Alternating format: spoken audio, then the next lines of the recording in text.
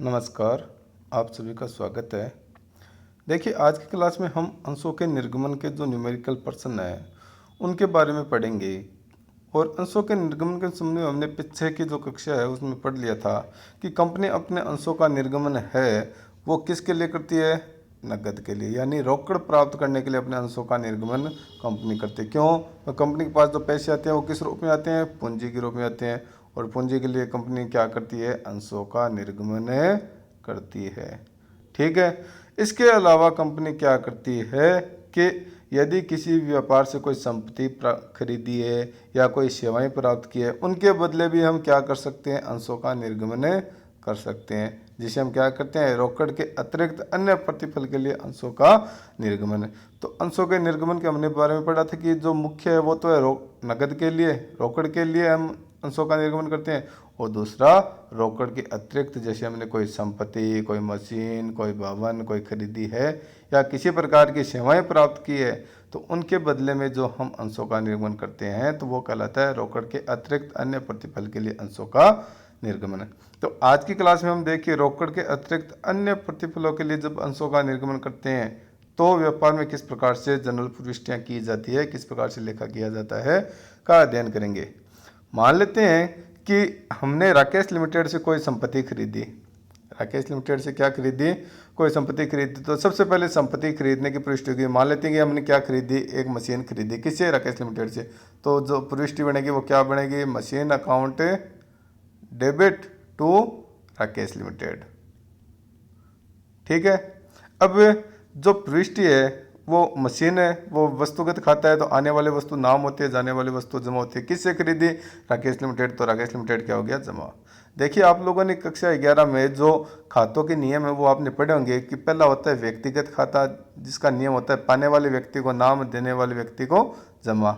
दूसरा होता है वस्तुगत या वास्तविक खाता, जिसमें होता है व्यापार में आने वाली वस्तु नाम, व्यापार से जाने वाली वस्तु जमा। और जो तीसरा खाता होता है वो नाम मात्र या अवास्तविक खाता होता है, जिसमें समस्त खर्चे व हानियां नाम तथा समस्त आय व लाभ को जमा किया जाता है। और ये आपने अच्छे तरीके से कक्षा 11 में पढ़ लिया है।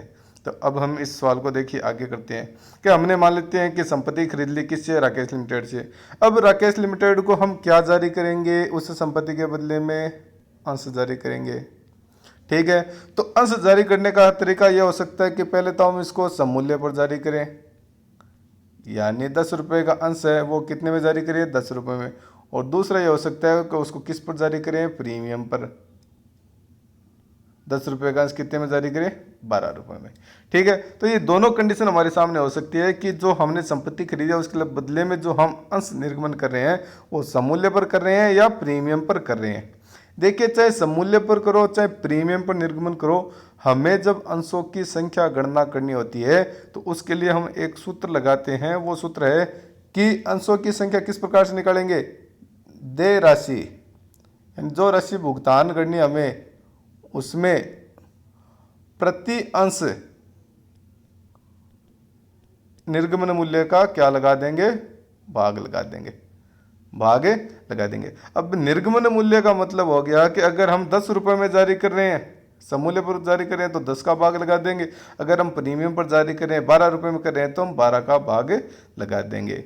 यानी जो राशि हमें जो संस्था है उसको भुगतान करनी है, जो कंपनी है उसको भुगतान करनी है, तो उसमें हमें जो प्रति अंश हम निर्गमन मूल्य अंश का अगर समूल्य पर है तो 10 रुपये और प्रीमियम है तो प्रीमियम जोड़कर 12 रुपये, जो भी उसका मूल्य होगा उसका भाग देने पर जो अंशों की संख्या आएगी वो उनके निर्गमित अंश होंगे। चलिए देखते हैं। तो देखिए, इसमें है कि जब समूल्य पर अंशों का निर्गमन करेंगे तो पृष्ठ क्या बनेगी? राकेश लिमिटेड से हमने संपत्ति खरीदी है तो ऊपर तो हो गई, तो assets account debit to Rakesh Limited. अब राकेश लिमिटेड को अंशों का निर्गमन हम कर रहे हैं तो Rakesh limited account debit to equity share capital account. मान लेते हैं कि समतांश जारी करें तो इक्विटी शेयर कैपिटल अकाउंट। ये तो हो गई समूल्य की बात। अब हम इनको जब प्रीमियम पर निर्गमित करते हैं तो एंट्री क्या होगी? Rakesh limited account debit to equity share capital account और to security premium account. To security premium account. अब हमारे द्वारा जो अंशों की संख्या है, जो निर्गमित अंशों की संख्या, वो कैसे निकालेंगे? जैसे मैंने अभी बताया कि जो राशि भुगतान की जानी है उसमें प्रति अंश निर्गमन मूल्य का भाग देना है। अगर सममूल्य पर निर्गमित कर रहे हैं तो सममूल्य का भाग लगाओ, और प्रीमियम पर निर्गमित कर रहे हैं तो प्रीमियम राशि जोड़ के जो मूल्य होता है उसका भाग लगाने पर जो संख्या आएगी वो अंशों की संख्या होगी। ये तो हो गया रोकड़ के अतिरिक्त अन्य प्रतिफल के लिए निर्गमन। अब हमने बात की कि सेवाओं के बदले भी हम क्या कर सकते हैं, अंशों का निर्गमन कर सकते हैं। तो देखिए हमने लिखा है प्रवर्तकों को उनकी सेवाओं के प्रतिफल स्वरूप अंशों का निर्गमन। अब देखिए प्रवर्तक कौन होते हैं वो मैं आपको थोड़ा सा बता देता हूँ। प्रवर्तक वे व्यक्ति होते हैं जिनके दिमाग में कंपनी की स्थापना का विचार आता है। कंपनी की स्थापना का विचार किसके दिमाग में आता है? प्रवर्तकों के, जिनको अंग्रेजी में प्रोपराइटर कहते हैं।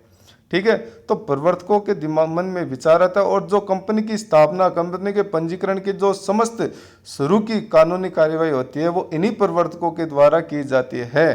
तो इन प्रवर्तकों को इनकी सेवाओं के बदले में जब हम अंश जारी करते हैं तो प्रविष्टि बनती है goodwill account debit to equity share capital account. मान लेते हैं समतांश जारी किए। तो ये जो प्रवर्तकों को अंश जारी करने की प्रविष्टि है ये बहुत बार प्रतियोगी परीक्षाओं में भी पूछी गई है। तो आपको इसको ध्यान में रखना है कि जब प्रवर्तकों को उनकी सेवाओं के बदले में जब हम अंश जारी करते हैं तो प्रविष्टि क्या बनेगी? Goodwill account debit to equity share capital account. ठीक है, ये आपको ध्यान रखना है। अब देखिए इसका एक सवाल करके हम देखते हैं। देखिए सवाल आपके सामने लिखा है कि जिंदल एंड कंपनी ने हाई लाइफ मशीन लिमिटेड से 3,80,000 में एक मशीन का क्रय किया। क्रय समझौते के अनुसार 20,000 रुपये का तो नगद भुगतान और शेष राशि 100 रुपये के प्रत्येक अंशों का निर्गमन करके किया जाएगा। प्रविष्टि कीजिए यदि निर्गमन सममूल्य पर किया जाए यानी 100 रुपये के अंश को 100 रुपये में जारी किया जाए, और निर्गमन 20% अधिमूल्यन या प्रीमियम पर किया जाए तो 120 रुपये में जारी किया जाए। ठीक है, अब मैंने आपको बताया कि हमें क्या निकालनी होती है? अंशों की संख्या। तो अंशों की संख्या के लिए सूत्र मैंने क्या बताया? देय राशि बट्टा निर्गमन मूल्य। अब इस प्रश्न में 3,80,000 में हमने संपत्ति खरीदी है, जिसमें से 20,000 तो क्या दे रहे हैं? नगद भुगतान कर रहे हैं। तो बाकी कितना रह गया? 3,60,000 रुपये। अब 3,60,000 में आपको ये ध्यान रखना है कि अगर सममूल्य पर हम निर्गमन कर रहे हैं तो भाग कितने का लगा देंगे? 10 रुपये का। तो कितने अंश आ गए? 3,600। और इसी को जब हम प्रीमियम पर 100 का भाग लगाना है, 10 का नहीं लगाना है। और जब हम इसको प्रीमियम पर भुगतान करेंगे तो 3,60,000 और 20% प्रीमियम के हिसाब से कितना हो गया? एक अंश का निर्गमन मूल्य 120 रुपये। 0 से 0 कट गया, भारतीय अंश 36। कितने अंश हो गए? 3,000 अंश हो गए। तो देखिए इस प्रश्न को हल करते हैं। सबसे पहले जर्नल का प्रारूप बनाएंगे। In the books of Jindal and company, और जर्नल का प्रारूप सबसे पहले जो 1 नंबर प्रविष्टि होगी वो तो होगी अंशों को क्रय करने, संपत्ति को क्रय करने की। संपत्ति में क्या खरीदी है? मशीन खरीदी है। किससे? हाई लाइफ मशीन लिमिटेड से। तो नंबर 1 प्रविष्टि होगी machine account debit to High Life Limited, और तुरंत नगद भुगतान कितना किया है? 20,000 रुपये टू बैंक अकाउंट। तो मशीन 3,80,000 की, 3,60,000 रुपये हाई लाइफ लिमिटेड के सामने और 20,000 रुपये टू बैंक अकाउंट। ठीक है, तो 3,80,000 में से 20,000 रुपये तो तुरंत भुगतान हो गए। अब हाई लाइफ को कितने रुपए भुगतान करने हैं? 3,60,000 रुपये। तो देखिए समूल्य पर जो भुगतान करने हैं तब तो कोई दिक्कत ही नहीं है।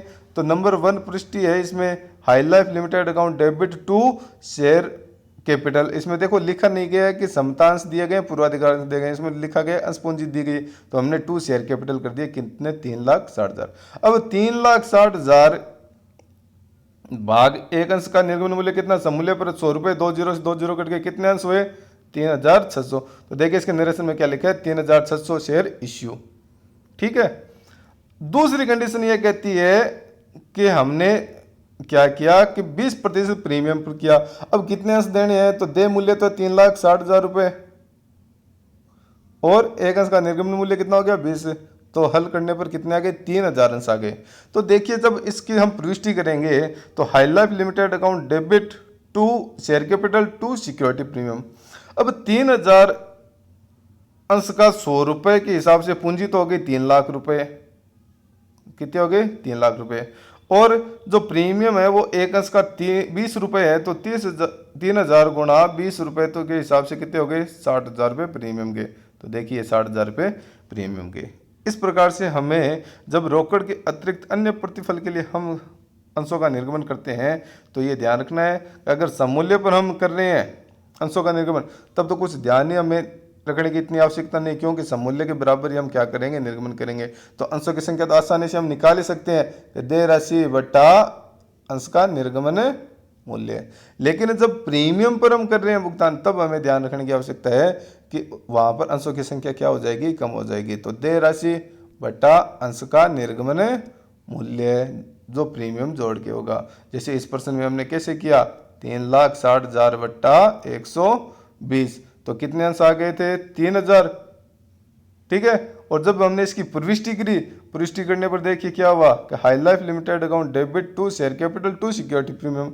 अब शेयर कैपिटल में देखिए कितना आएगा कि 3,000 अंश और एक अंश 100 रुपये का, तो पूंजी तो कितनी आ गई, 3,00,000 रुपये। और 3,000 अंश का 20 रुपये के हिसाब से सिक्योरिटी प्रीमियम की राशि कितनी आ गई, 60,000 रुपये।